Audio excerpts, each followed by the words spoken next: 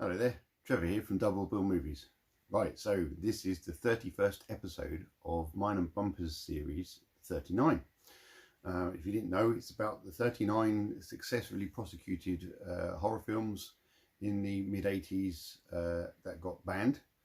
And yes, they are called video nasties. So this episode is about Mardi Gras Massacre. Now, we waited an age for this to come out on Blu-ray. 88 Films had so many problems in getting it to us, but they did it. They got there in the end. I think it came out in the US first for some strange reason, but then we finally got it here. It comes in this lovely slip box. And there we go. So yes, Bumper and I have watched this film, and I've got Bumper's notes in front of me, so let's get into them, shall we? Going to put my glasses on. Right, so his overview, Bumper's overview says, the film follows John, a mysterious and sinister man with a penchant for sacrificing women to an Aztec goddess.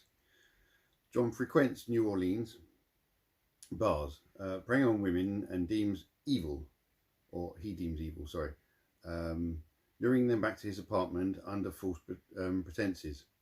Once there, he ritualistically kills them. The ritualistic killings unfold in graphic detail, accompanied by a low-budget gore effects and an eerie synth soundtrack.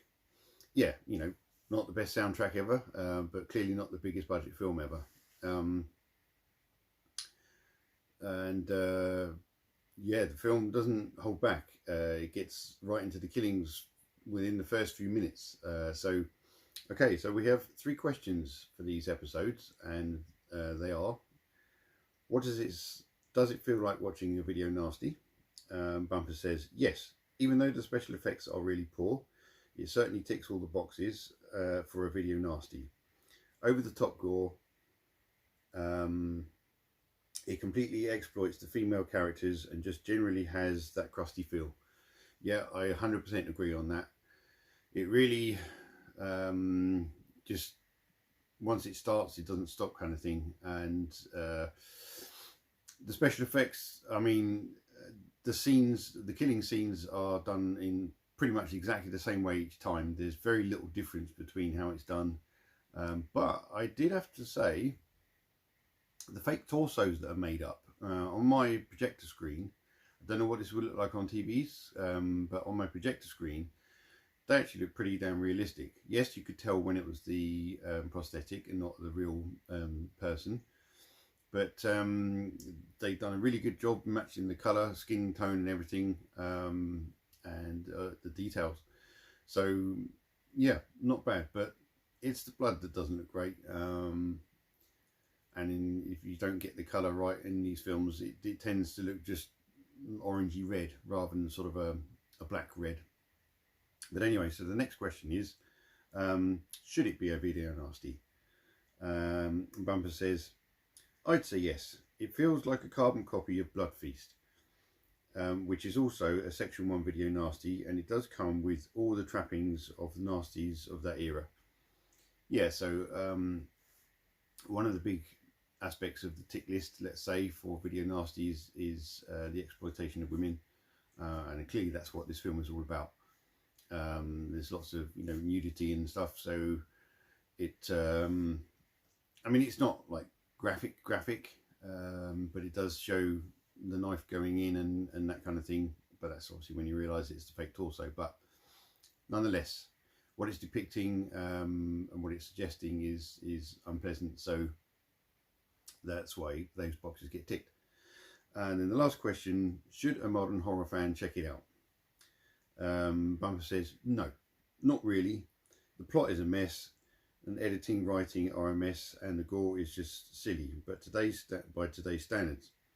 Although there's plenty of bush on show. Yep, as I said, plenty of nudity. The women get laid down on this purpose-built table. They get their arms and feet tied to each corner of the table so they can't move and that kind of thing.